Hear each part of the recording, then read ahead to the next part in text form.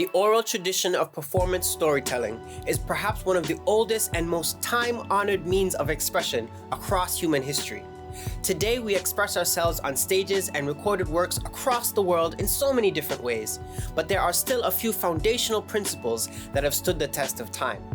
My name is Patrick Walters, and I have partnered with the Toronto Arts Council to bring you the Performance Poetry Masterclass.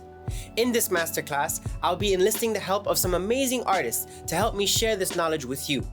Let's get underway. To every girl who's made me feel insecure, who's made me feel unsure, who's made me feel under pressure, like the skin I live in is a poison for me, but the secret to your success.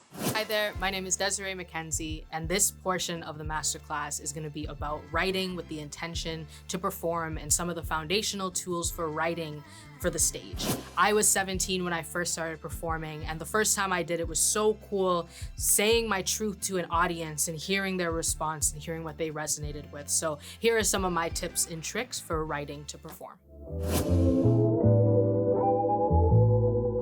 First and foremost, I highly recommend the use of literary devices.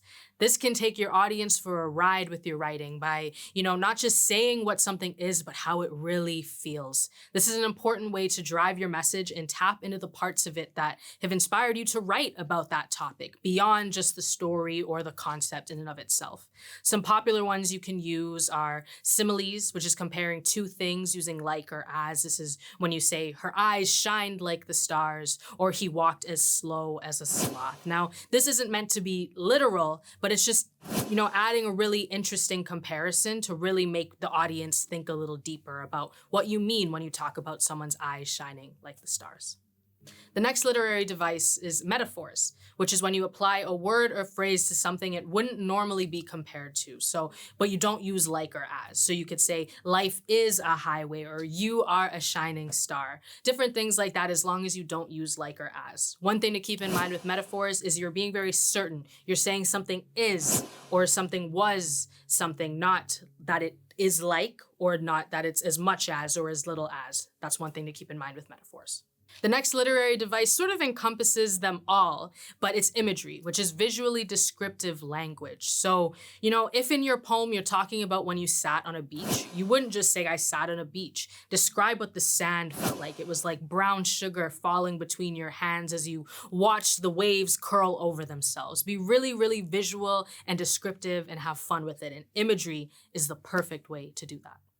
And finally, we have sensory details, which is all in the specifics of what senses were engaged in this particular story that you're telling or in the concept. So think about how something smelled, how it sounded, how it looked, how it felt. And these are all really important things to really make your poem as specific to you and your experience and your truth as possible. And I think it's a really, really beautiful way to do that. And audiences will grasp those things because they have senses too. And that's one way they can relate to you as well. So think about the 5 senses in all of your poems and how you can incorporate them. Another great technique, aside from literary devices, that I love and I think it's good for any type of writing you plan to do, is free writing, which is basically stream of consciousness writing to just get all of anything that's in your head out onto the page. And I think this is such an important way to warm up before you write and get everything out, get anything that's on your mind, especially around the topic of your poem, out. And then you can then craft it and shape it and edit it from there. So I highly recommend that's where every poem should start, with a free write. My next tip is about knowing the difference between writing for the stage versus the page. Now, even though it's all poetry, it's kind of same, but different. Page poetry gives the reader time to interpret, go over, and absorb, while also being strategic about where the words are placed on the page. I'll show an example of this. My example of this is a poem called Self-Portrait as a Slinky by Tarfia Faizullah. And in this poem, you can see that literally the words, as she says, it's true I wanted to be beautiful before, authentic, say the word exotic, say minority.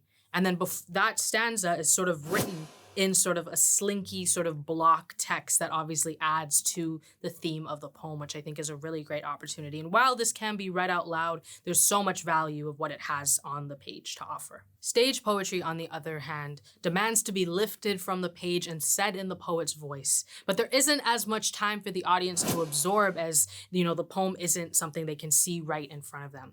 So if you want the listener to have the best chance to digest your work as much as possible, be mindful of the language you're using and remember that they can't see how it's laid out on the page. So this is why it's important that while you write, you find the middle ground between literary devices and having descriptive language and letting your message be clear and not too bogged down in imagery and flowery words that can be hard to digest while, the audience is trying to catch all of your bars and all the amazing things you're sharing. So think about how you can find that middle ground, and I promise you that comes with experience and time and practice, which I'll get more into later.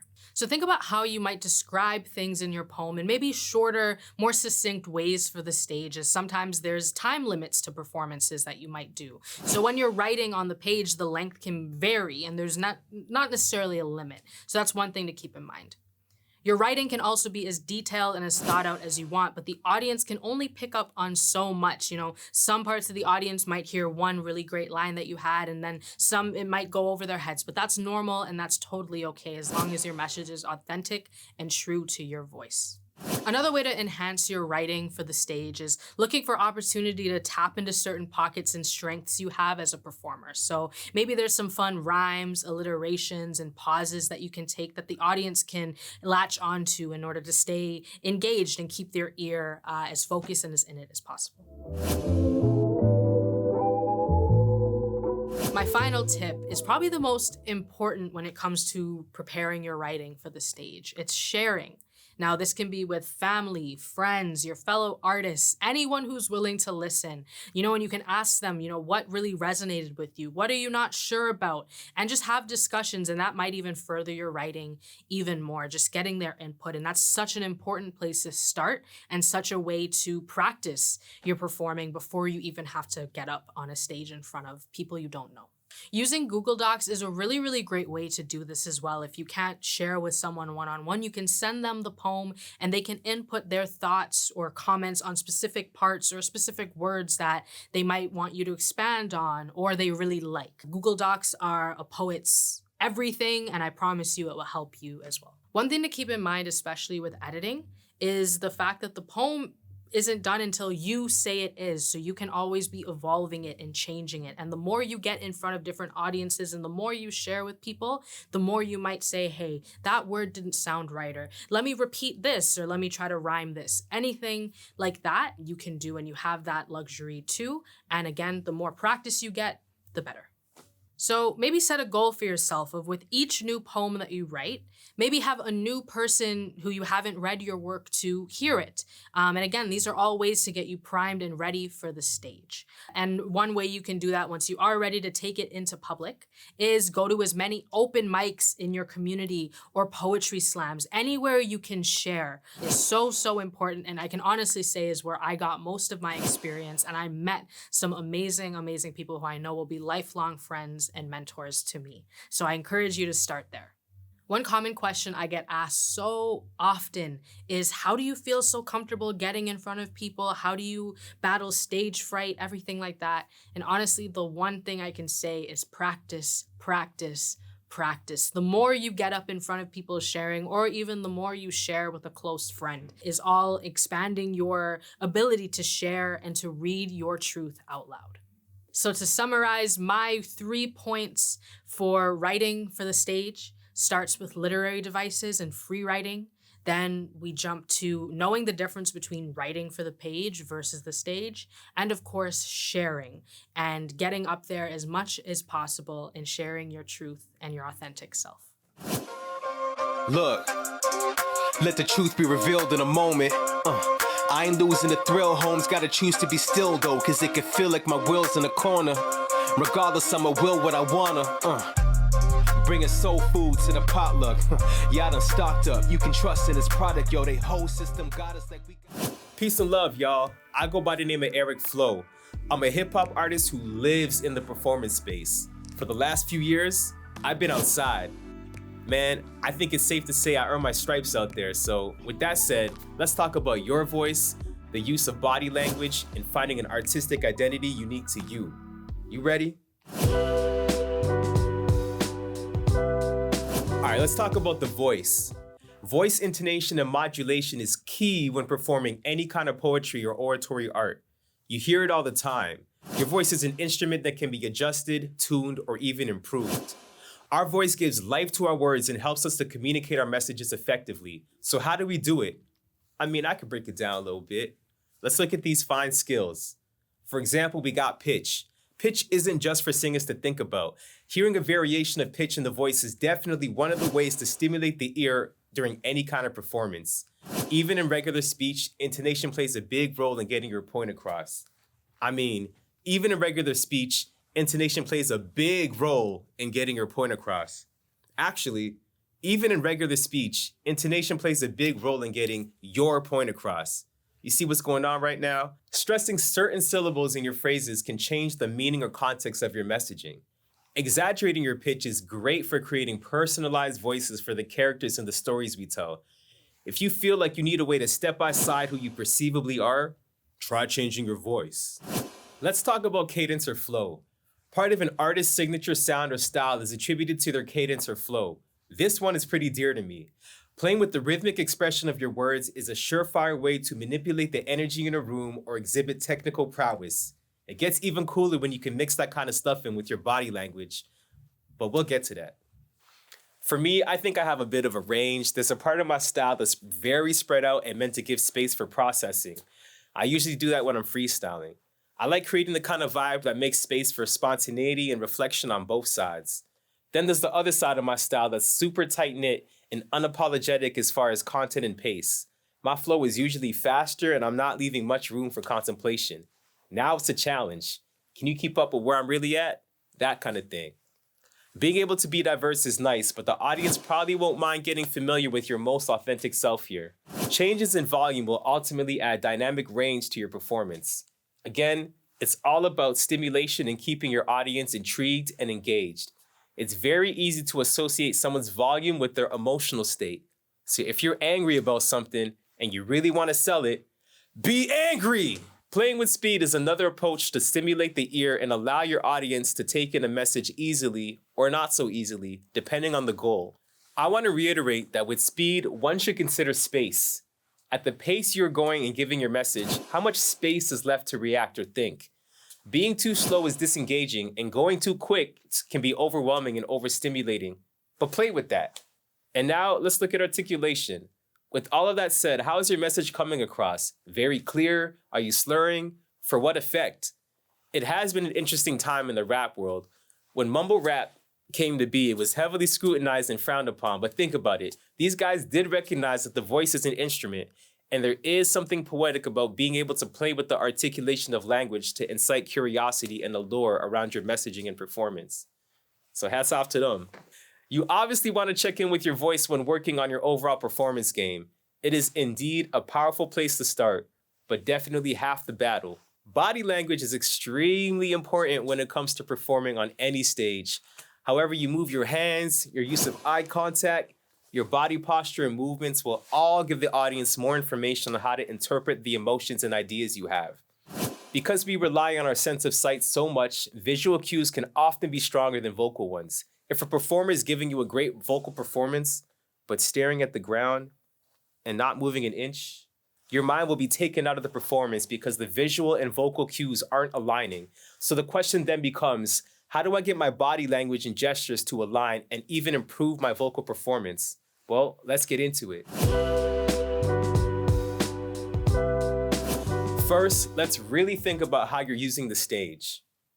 When you're on stage, do you know where you're at? Like for real? Chances are eyes are on you and you have the opportunity to make a statement. How do you want to do that? Try to have an idea of whether you're being inward or outward at any given moment about your messaging. The stage naturally creates a sense of distance between you and your audience. How do you want to play with that distance? Taking up space by being front and center could pull the audience in or make them feel too close. Eye contact at this point can even lock them in some more and create a path for your words to really translate. Looking away can also give you and your audience a break, but it's all about playing to the message at hand. Being able to manipulate your surroundings shows confidence and can enhance the overall visual of your performance. Keeping the audience engaged by breaking the fourth wall is always a great way to humanize and center a performance. Standing in one spot can be just as effective as running all over the place. It's up to you to manipulate that energy as you see fit. It can get awkward at first to think about what to do with the rest of your body when you're performing. After all, you're only really using your voice, right? Wrong. I mean, kind of. Your posture will help with the projection of your voice and cue the audience about your presence. We already talked about the eyes, but a lot of the time people seem concerned with what to do with their hands. Gesturing can help. As poets, we play with language and get mad cryptic, so it does get heady. Let's try and make it easier to digest by using your body to further the connection you're trying to make with your audience. When I'm performing outside, there's a lot of verbal action going on. Being in the public eye means constantly engaging with your environment to cut through the noise. I can give someone a sense of safety and acknowledgement with a simple head nod, or help them figure out the rhythm of my tempo of the music I'm playing when I'm grooving. Either way, it helps to put anyone watching in their body as well, and you're gonna wanna do that as a performer. In any event, presence is key, so take advantage of that. Right down to your outfit. There are so many ways to communicate to the audience without using your voice. Do you look the part? Do you not look the part on purpose? Do you want the audience to observe comfortably from where they are, or are you pulling them into the experience with you? Being intentional about these considerations will make all the difference, especially when you tie it in with your own identity. So let's get into that. When we're talking about performance identity, I mean, over time, you will develop a set pattern as to how you like to express yourself on stage. It will continue to evolve and refine itself as you gain experience, and at its best, can even be one of your signature skills as a performing artist. We're talking Beyonce's hair flips, MJ's moonwalk, Lil Uzi Vert's crazy dances. Either way, man, you're gonna have to practice and practice and practice to develop your own sense of identity and figure out what your version of that is. If you want to discover yourself, there's nothing like it. Outside, I've done the same songs over and over again, and I'm still learning about myself in them. Being outside, I've heard people copy my ad-libs and say certain lines, and it just really helps me understand what's sticking and what's not. You will want to practice as many times as it takes to feel comfortable. Once things start to feel like second nature, you'll have the capacity to really take things to the next level. It's hard to connect if your mind is on the performance. At some point, you're going to want it to feel mindless. On the note of practice, there's something I want to share with you guys. It's called the 4 stages of competence. It starts off with unconscious unknowing, where you don't know what you don't know. Then you move into conscious unknowing, where you're aware of what you don't know, and you find out about the things that you need to work on. Then you get into conscious knowing, where you're actually aware of what's going on and you're in a groove a little bit, and things is feeling nice. But that last part, unconscious knowing, where you don't even need to know what you know and you're just in a groove and in a flow, that's where we want you guys at. So make sure you're practicing so you can get through those stages and be a great performer. And don't forget pre-performance preparation. What's your groove as far as getting into your artistic space? Are you dieting a particular way? Are you staying hydrated, doing your affirmations, watching the greats? And make sure to check in with your overall mindset. Who's perfect? Mistakes are always teachable moments. I go outside and I take a chance every time. Some days it feels like strokes of genius, and other days I fall flat on my face. But either way, it helps me understand where I'm at. At the end of the day, it'll always come down to love for me. Love for yourself, for your audience, for the art, for existence itself, and the chance to reflect on it. Yes, we are subject to critique once we step on any stage with our expression, but the opportunity itself is meant to be enjoyed and honored.